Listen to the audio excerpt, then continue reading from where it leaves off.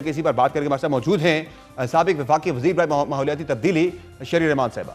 बहुत शुक्रिया शरीर रहमान साहिबा, आपने प्रोग्राम में ज्वाइन किया। ये बताएगा कि पाकिस्तान में जो सैलाब हैं ये तो अब एक न्यू नॉर्मल बनता जा रहा है। जिस तरह से मौसमियाती तब्दीली का पाकिस्तान शिकार है, अगले साल के हवाले से बताया जा रहा है कि शायद 20% इस साल से भी ज़्यादा बारिशें होंगी मानसून में।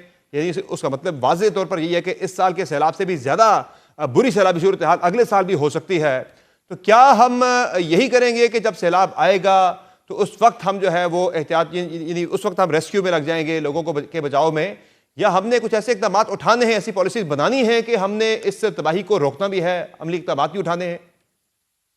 आई थिंक समर ये सवाल हर तरफ गूंज रहा है और बहुत मौजू भी है और मकसूद होता कि हम 2022 के बाद कुछ हंगामी इकदामात लेते और हंगामी के आगे कुछ उसे देर पा हमारे अपने फ्रेमवर्क में, सस्टेनेबल फ्रेमवर्क में ले आते, प्लानिंग की भी, डेवलपमेंट की भी, और क्लाइमेट रेजिलियंस और इंफ्रास्ट्रक्चर और जितना भी फ्लड मैनेजमेंट है उसको सीरियसली लेते, क्योंकि ये साइंस ड्रिवन चीज़ें हैं जी, और इनमें बहुत इजाद और इनोवेशन ऑलमोस्ट डेली होती है, फिगर्स अपडेट होते हैं। तो पाकिस्तान बहुत मुतासिर है 2022 की बुनियाद पर। इस साल जो रिपोर्ट निकली है जर्मन क्लाइमेट रिस्क इंडेक्स की, जर्मन वॉच जो एक ही इदारा फेरिस्त बनाता है सारे ममालिक की कि कौन सबसे ज्यादा मुतासिर है और वल्नरेबल है, तो पाकिस्तान नंबर 1 आया है। 30 इयर्स में एनालाइज करते हैं तो उस लिस्ट पे पाकिस्तान 22 की वजह से लिस्ट पे आया। अब आप मुझे बताएं कि उसके बाद हमने कुछ कागजी कार्रवाई तो जरूर की है और कुछ मुतालबात और कोशिशें की हैं, लेकिन जाहिर है वो जिस पैमाने की हमें जरूरत है, जिस स्केल की जरूरत है, वो नहीं हुई है। सूबों को मिल बैठना पड़ेगा। एक नेशनल एडेप्टेशन प्लान आपका बना हुआ है, लेकिन उस पर जो जिसमें रेजिलियंस बहुत नजर आती है आपको, बगैर कम्युनिटीज को इन्वॉल्व किए नहीं हो सकता जी। हर सूबे में कम्युनिटीज जब तक इन्वॉल्व नहीं होंगी, मुझे अफसोस से कहना पड़ रहा है, ये ऊपर से नीचे काम नहीं किया जाता जी, लोगों से मिलकर करना पड़ता है, सिटीजन से, खासतौर से लोकली। शरीर साहब, आप खुद वजीर रही है, मौसमियाती तब्दीली की, आपने बड़ा काम भी किया है इस हवाले से। वजह क्या है, क्यों जब पूरी दुनिया इस हवाले से पाकिस्तान को बार बार मुतनबे कर रही है कि आप सबसे ज़्यादा वल्नरेबल आप हैं, मौसमियाती तब्दीली का निशाना सबसे ज़्यादा आप बनने वाले हैं, लेकिन यहाँ पे वो जो है वो हमें इतनी ज़्यादा हसासियत या इतनी ज़्यादा परेशानी या फिक्र नहीं दिखाई देती, माँ सिवाय उन चंद महीनों या हफ्तों के कि जब यहाँ पे कोई मौसमियाती तब्दीली का हम शिकार बनते हैं। बाकी पूरा साल यहाँ पे बिल्कुल थिंग्स आर नॉर्मल, कोई ऐसा कुछ है ही नहीं है मामला। तो उसमें इशू क्या है? फंडिंग के इश्यूज हैं या यहाँ पे इतनी ज़्यादा उस वाले से लोगों में जो है वो सेंसिटाइजेशन नहीं है हमारे पॉलिसी मेकर्स के अंदर? समर, सिंपल सी बात है, तरजीहात फौरी तौर पर दूसरी हो जाती हैं, और ये सिर्फ गवर्नमेंट में नहीं है। माहौलियाती जो हमें तब्दीलियां लेनी है, प्लानिंग से लेकर, बजटिंग से लेकर, कम्युनिटी रेजिलियंस को जिस तरह हमें ऑर्गेनाइज करना है, वो तो कभी डिस्कशन में नहीं आता। आज सिपा सालार ने भी जो है वो इन इलाकों के, सैलाबज़दा इलाकों के दौरे के दौरान कहा है कि गवर्नेंस के बड़े सीरियस इश्यूज़ हैं, उस पर उन्होंने जो है वो उस तरफ इशारा किया है। तो ये इश्यूज़ जो हैं, ये गैप्स जो हैं, ये फिल हो पाएंगे, या वो जो मैंने पहले बात की थी कि जब ये सूरत हाल गुजर जाएगी फिर हमारी तरजीहात कुछ और होंगी? देखिए, मुझे तो आप 2022 से बदतर क्या हो सकता था, 2010 में भी हुआ तो एनडीए में लगाया गया। अभी भी मैं कह रही हूँ इनसे कि देखिए, आपको नीड्स असेसमेंट के लिए यूनाइटेड नेशंस की जरूरत है। चेयरमैन बिलावल ने बार बार कहा कि आप यूनाइटेड नेशंस से एक जो उनका इमदादी रोल होता है, उनका इदारा है यूएन ओचा, जिनका काम ही यही है। तो इस तरह तो वो बंद करके चले जाएंगे इदारे, अगर आप उनको इन्वॉल्व नहीं करेंगे अपने बहुत बड़े कौमी सानहे में, ठीक है ना। वो तैयार भी खड़े हैं, वो इस वक्त कह रहे हैं कि अगर आप हमें, पहले तो इमरजेंसी डिक्लेयर करते करते टाइम लगा, वो भी चेयरमैन बिलावल ने बार बार कहा।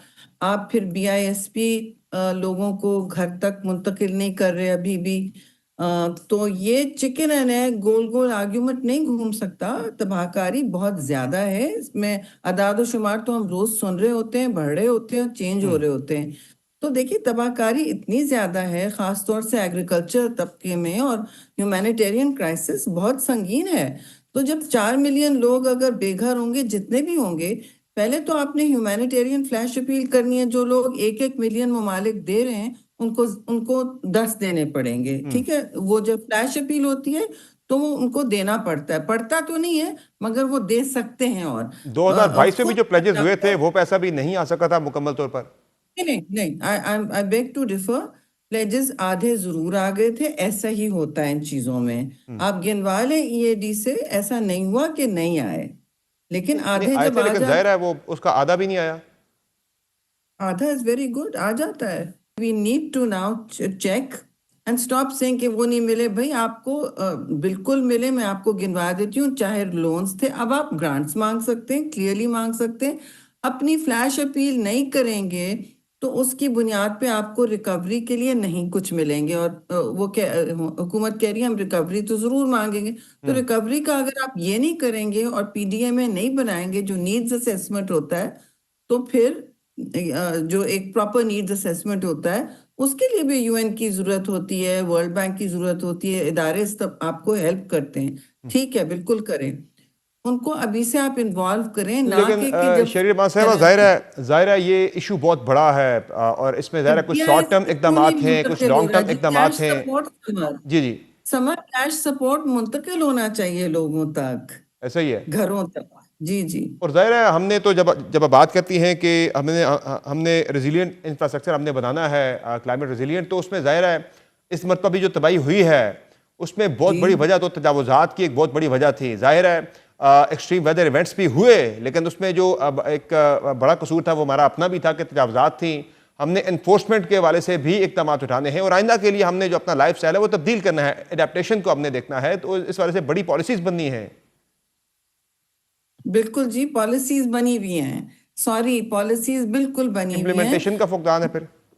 बहुत ज्यादा focus, interest, implementation, all these 3 things जी। कमिटमेंट होगा, क्योंकि फिर सामने जब तरजीह आती है क्लाइमेट चेंज की, जब समझे आपका पावर का मीटिंग होती है वो तो उसको तरजीह देती है। अब कोई भी और इक्तिसादी मीटिंग्स होती हैं उसको तरजीह। सो प्रेसिंग नीड्स जो है पाकिस्तान की ना, वो टाइम के हवाले से और फोकस के हवाले से, वो आपके cascade of decision making and time में वो तरजीह। अच्छा, दूसरा ये बताइएगा शरीर इमान साहिबा के, ज़ाहिर है पाकिस्तान के अंदर जितने बड़े नुकसानात हमारे हो रहे हैं, जो पैसा हम बाद में खर्च करते हैं नुकसानात के बाद, अगर इसका आधा पैसा भी पहले खर्च कर लिया जाए। ज़ाहिर है इस वक्त जब मैं लॉन्ग टर्म स्टेप्स की बात कर रहा हूँ तो उसमें डिफॉरेस्टेशन एक बहुत बड़ा इशू है, जिसकी वजह से पाकिस्तान में टेम्परेचर जो है वो राइज हो रहे हैं हर साल। इस साल तो जो मेट ऑफिस के मुताबिक तो हमारे नॉर्दर्न एरियाज के अंदर 7-8 डिग्री तक टेम्परेचर बढ़े हैं। हालांकि अगर आप बात करें जो दुनिया में एग्रीमेंट हुआ था वो तो यही था पेरिस एग्रीमेंट में कि 1.5 डिग्री से ज़्यादा टेम्परेचर नहीं बढ़ना चाहिए, मैक्सिमम 2 तक का कहा गया था, लेकिन यहाँ तो 7 से 8 डिग्री तक टेम्परेचर बढ़ना है एक साल में। ये तो बहुत बड़ी जो है एक तब्दीली थी,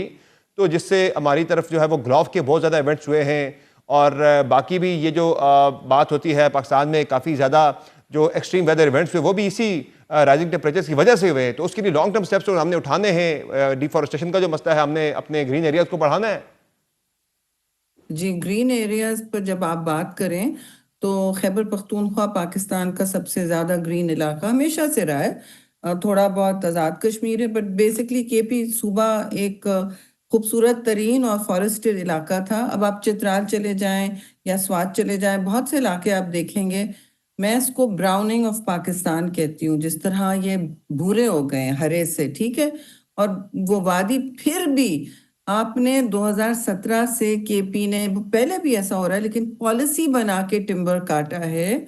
आप जरा इसकी गूगल करें कि ये क्या होता है। इसको, इसकी वुड लॉट पॉलिसी से कहते हैं, वुड लॉट, ओके। ये सूबे ने बनाई।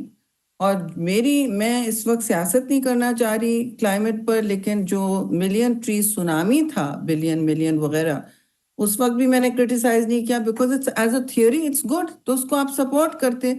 लेकिन अब तो वो मिलियन ट्री बदनामी बन गई है जी, क्योंकि आपने हर जगह अलाउ किया है वुड कटिंग। वहाँ लोकल्स की कहानियां सुने, टिम्बर माफिया की आमदोरफ्त देखें, ट्रकें भर भर के। चित्राल तो खाली हो गया, ब्राउन हो गया। I was shocked to C Chitral.